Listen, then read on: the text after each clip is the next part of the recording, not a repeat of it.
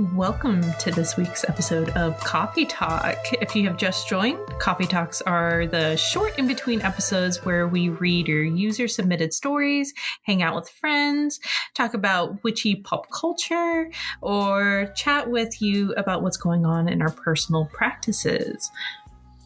If you want to be featured on Coffee Talk, email us at submissions@coffeeandcauldrons.com, or you can send your submissions to our website at coffeeandcauldrons.com. You can send us your tips, ghost stories, or any kind of funny story that you think the community would love to hear. Be sure to let us know how you would like your name shared, or if you prefer to be anonymous. Your social media username is a great way to be credited. Now, this week we have a couple of ghost stories, but before we get into it, do you have any witchy things you want to share about this week, madame? Yeah. Well, first, we have like the spare room that usually has like exercise equipment and stuff in it. And I want possibly my wife to make like these huge shelves so I can dry herbs and stuff on it. And I really, because she needs another project. I mean, isn't like we have like a ton, like we're not adding a whole like library part of in the house, like, but that would be really nice, especially for this time of year where I seem to be like drying stuff nonstop. And my favorite method is like laying it flat rather than hanging it upside down. But yeah, I really want that to happen. That sounds amazing. Your wife is really creative, though. She made those amazing bookshelves in your guys' like the crate things. It's so cool. Yeah, I love them. I love them too. They're so good. Yeah, we're going to do even more of those. Like we have, when you walk into our house, like we have this huge open area where you can see like the top floor and the bottom floor. And we're just going to line the top floor full of like bookcases. Like we're going to like Beauty and Beast, Yeah.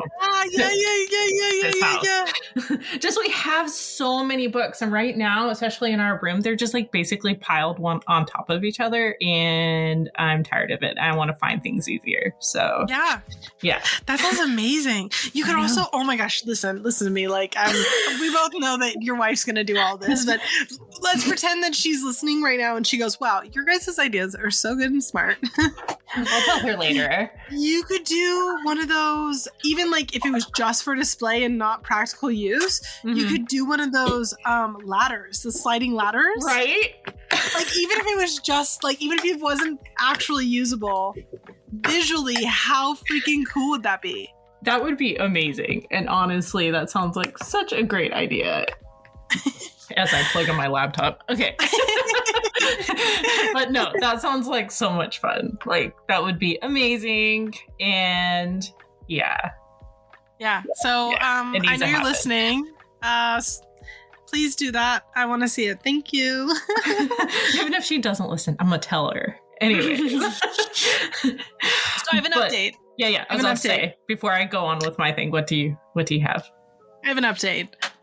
You remember last Coffee Talk, we talked about how I looked at my my house, and it had like this weird, ominous, like, I wonder if the new owners still hear the girls. And we were like, who are the girls?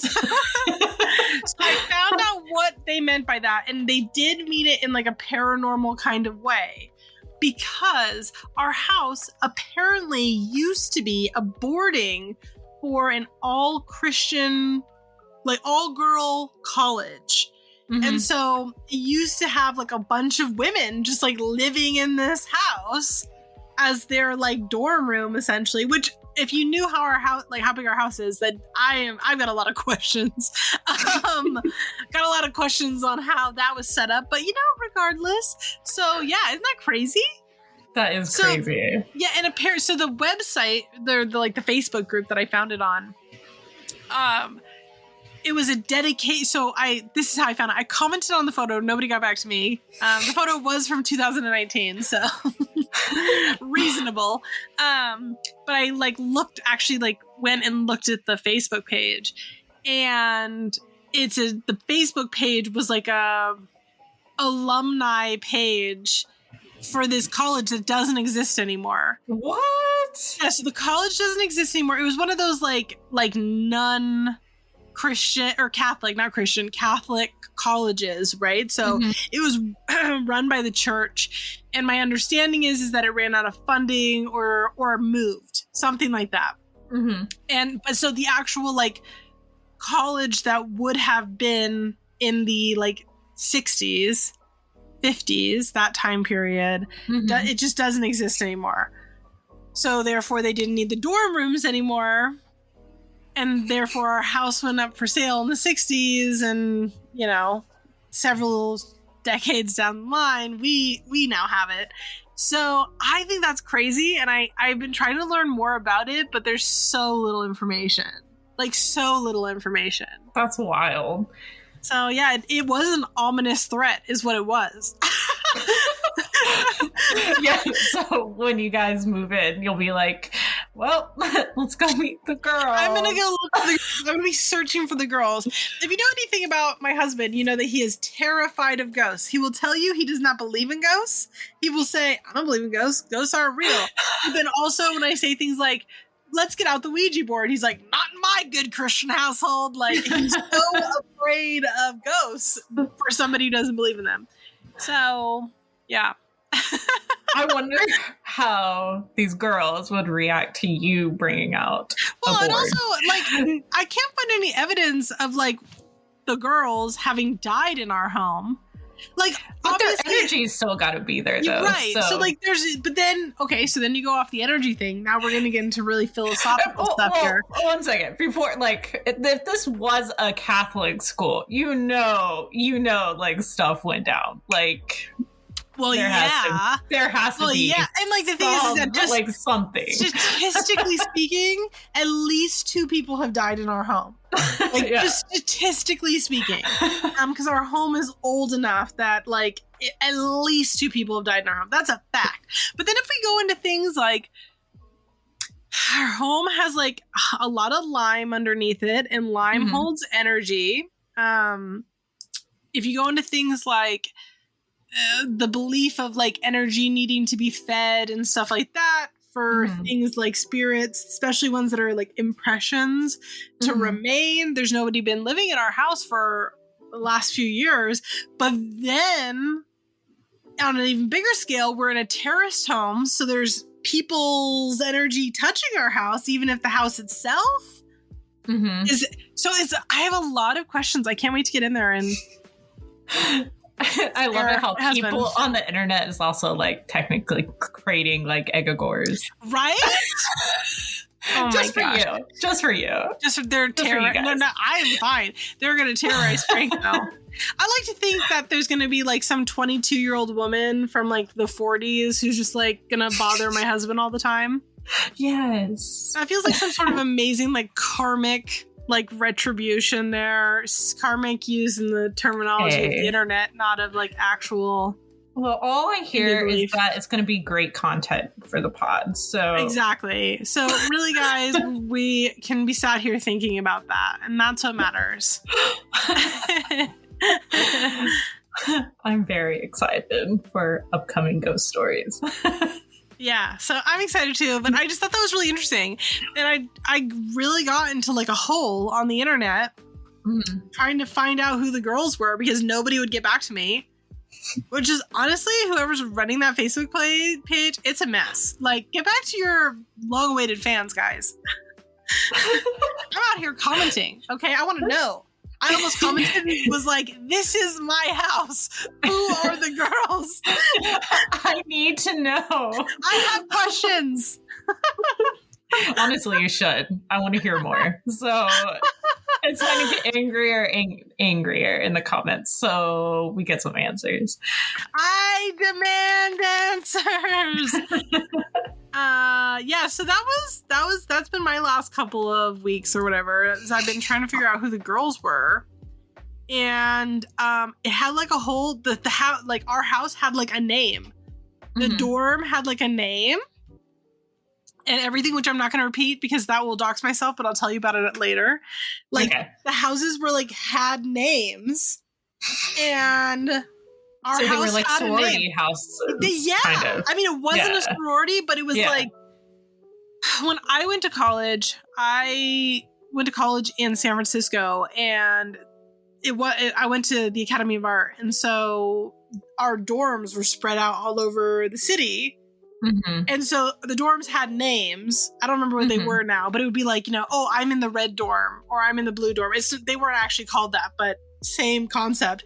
And so our house had a name for the house to like find it or whatever. It's so interesting.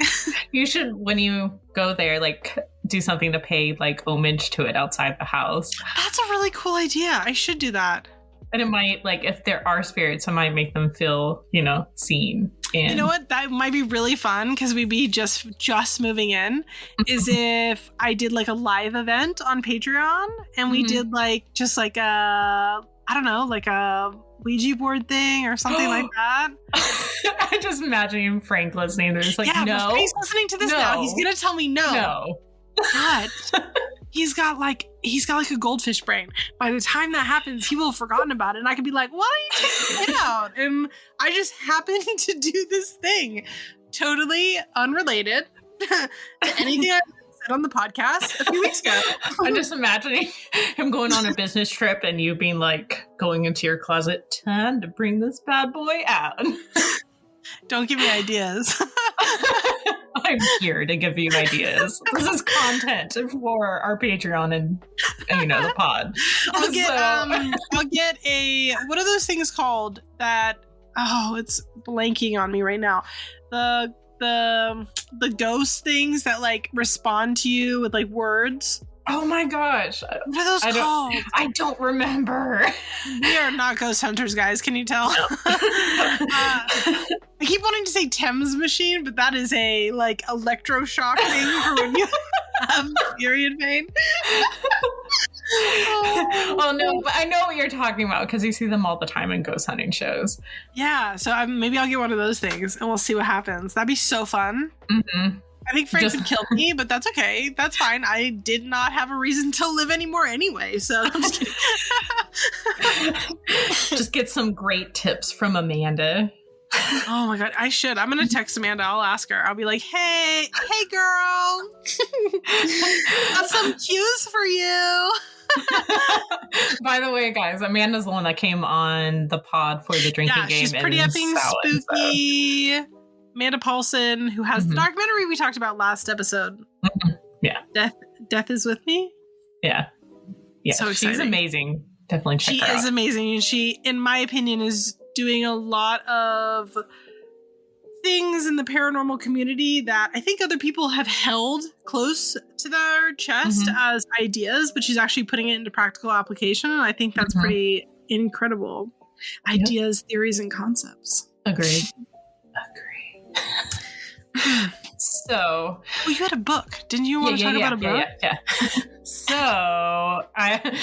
I'm like on my 20th book this year.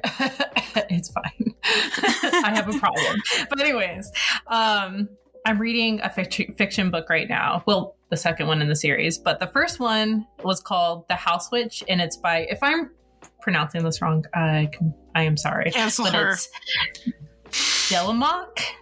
Maybe Delemhach, but it's actually, if you have a Kindle and you have Kindle Unlimited, it's free, but it's a super cozy, super cute read. And like, as the name suggests, it's the house witch. It's about a house witch. So, he basically goes in, is a cook for like a castle. And it's just about all the shenanigans that he gets into while he's there with his familiar.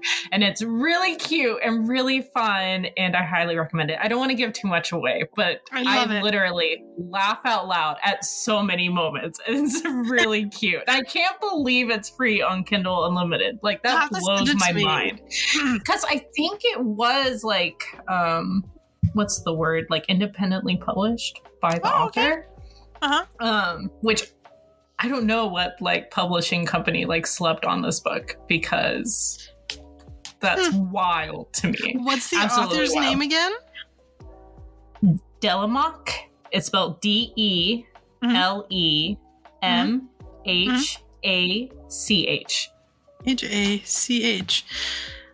So cute. I also have no idea how that would be pronounced. Yeah.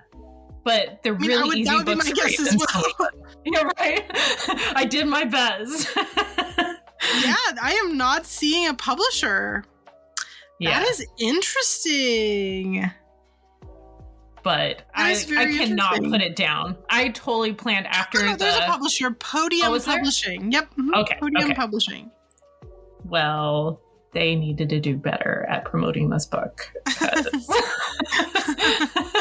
It's just that cute. I'm going to look it up. I am going to look it up and get it. I have Kindle Unlimited, so I'll download it. I'll give it a read. I like it enough that I'm probably going to get the hard copy just so I can add it to my collection. And to support the author a little bit because I am reading it for free. So, I love that. Thank you. But anyways, are you ready to read some ghost stories? I am. Would you like to start or would you like me to start, ma'am? I guess I'll go ahead and start since I'm talking. Okay. Do you know if this person said that we can say their name or not? Okay. So this is from Andrea. And they say, when I was in the 3rd grade, I was still living with my older brother and our mom and stepfather in a duplex. It was side by side, so we had an upstairs main floor and basement. While living there, we would often hear heavy footsteps upstairs while we'd all be watching TV downstairs in the living room. Or we'd hear someone coming down the stairs and no one would be there. Creepy enough as it is, my specific story is this. One day, I was alone after getting home from school. This was the mid-90s, so I walked from school alone, and we were latchkey kids. I remember those days. But because my brother was in detention and my parents were at work, no pets or anything, nothing and no one could run amok. I was just goofing off, avoiding chores and whatnot. We weren't allowed to watch TV on our own, so the house was dead quiet. I was in the living room when I suddenly heard a door stop go off upstairs. You know, the springy ones on the wall behind the door that would make a boing sound if you flicked it. Just once, but I heard it. Clear as day. I was terrified because this was the first time something happened while I was home alone. But I tried to convince myself that something must have fallen or some other mundane reason for it. Anything for it not to be a ghost. So I crept upstairs to check things out. I looked behind each door, my room, my brother's, my parents', and the bathroom. Nothing on the floor, nothing amiss. Confirming my fears, I ran downstairs and hid until my brother got home. I don't remember much else, but that specific instance has lived it with me for 26 years. My brother and I still talk about it to this day sometimes and how creepy it was living there. I always feel really sad when you hear stories about kids being genuinely afraid. Like if they were getting to the point that they're hiding until somebody else gets home, that makes me really sad. Like, I mean, creepy, good story, but it always makes me so sad because it's like I've been that kid before. You know what I mean? Same. I was in basically the same circumstance. I lived in a very big German house, and I would hear heavy footsteps all the time while home alone. I mean, I know we've talked about this before in the pod, but you remember that story I told you about the guy who used to walk my hallways when I was a kid? The first time I saw him, I was so afraid. Like, I wanted to close my bedroom door so I didn't have to see him. Like, I was worried he was going to come in, and I was so scared, but I was like 6 or 7. Yeah. So I just sat there with the sheets over my head, wide-eyed, terrified. Yeah, it's so scary. Robyn. I was so scared of that when I was a kid, and then obviously I got over it because it was a reoccurring loop that played every time. So it was the same thing every time, and so I eventually I just got used to it, and I realized that it was whatever that was, you know what I mean, and that it wasn't going to hurt me. But there was a time there where I was genuinely afraid. That's so sad. It always just makes me so sad because, especially when you're a little kid, you go and talk about this stuff. Most people chalk it up to your imagination or the house settling. Yeah. Well, that's what, parents are telling you. Right. And so I always feel so sad when you hear stories about kids being so scared. My witchling says that they see stuff like pretty on the regular in our house, which, you know, same. So it's pretty normal around here. But they are seriously the weirdest kid, like the weirdest, because they have never once like walked into my bedroom and been like, I'm scared. Yeah, but also you and your wife haven't created and nurtured an environment where talking about this stuff is normal and like acceptable. And I'm sure that there is at least, whether or not they are cognitive enough to be able to say like, well, I'm not afraid because of this, but I'm sure that's a contributing factor. You and your wife have created an environment where it's not like scary to talk about the things that make us scared. And ghosts and goblins and all that. So I'm sure that that's a really big contributing factor to it. That's goals right there. Like I try. But it's true. Like you guys talk about these things on the regular. I'm sure that there's at least a degree there of just feeling safe enough to talk about things that it's not so scary. Yeah, because I remember going up to like my parents and being like, I'm scared, and they'd be like, get to bed right now. Go to bed. It's 3:00 in the morning. What are you doing? But in their defense, like, you know, it's the whole thing. Your kid just appears at the side of your bed, and you're like, oh my God. Oh, like you're not at that age yet where they're like right up in their face and like this. Yes. Dad.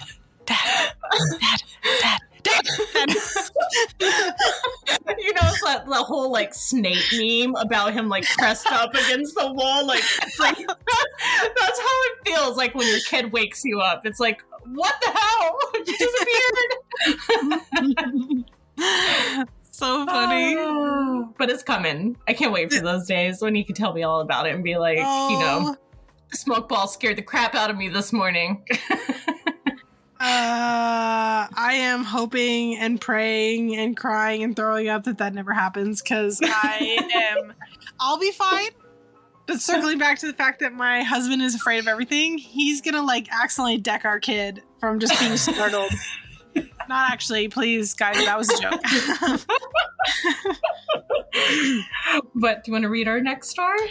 I do. So this one is from Sierra. I hope I'm pronouncing that right. So several years ago, my son and I were driving out of town for a long getaway weekend. As we're driving on this one-lane backcountry road, I was approaching a truck up ahead, and they seemed to have been stopping to turn off the road. Well, my cruise control would not shut off as it normally would by hitting the brakes. I ended up having to swerve from missing the truck ahead of me, and as I do this, I spun multiple times across the road, ended up going through a ditch, through a fence, and ended up in a field. That is scary. Thankfully, I was okay. My son, who was 1 at the time, was still asleep through the entire thing happening. As I managed to get myself out of the car and jump out to check on my son in the back seat, I looked up towards the road where the truck was that I missed. As I looked out, there I see a woman that was standing at me, and I yelled out asking if she was okay. She wouldn't respond. She then turns to the side, and I see that she's pregnant. I then looked down to check on my son, and when I looked back, she was gone. Once I've calmed down from everything that had just happened, there were some people around that saw what happened, and they were all helping me. I asked them how that lady was doing. They all looked at me and asked what lady. I explained to them that I saw a lady out on the road by where the truck was, and she was standing there and she was pregnant. They all said that there was no one out there. There was no lady. Then it hit me that I must have seen a spirit that was protecting me and my son. It definitely could have ended a lot differently, but we were both okay. It was remarkable and has always stuck in my mind clear as day. Ooh, that's chills. Think about that's like your guardian angel. Well, do you think it was that highways part of the highways guardian, or do you think it was her guardian?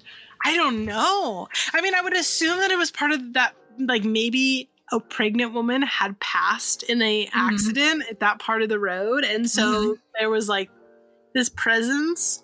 Because I would imagine that if it was her personal guardian, that she would have at least seen it one other time or after. You know what I mean? Mm-hmm. So, ooh, so scary. I but like also that nice. one. And also comforting. It is also like, you know, like you would think like a TV show would take that and be like, she was actually a vengeful spirit. Oh God, you know those shows that are like the D-rate shows where they like actor reenactment. Yeah. And then, like a woman with like long black hair in front of her face, like holding her stomach, looking up at her. Also cuts like shaky screen. And everybody's like there, and then they play the music on the background that's like, wow. Oh my gosh, it's always so over dramatic. So over dramatic. And then the end of the episode would cut to the narrator being like, was this the ghost of Mary Sue who died here on Route 6? Or was this something else? Speculations, you know, are amiss. But we'll never know. But what we do know is that Ciara and her baby were safe that day. But no, that was a really good story. That was a really good story. Yeah. That was a good one to end on. It was a good one to end on. Goodness.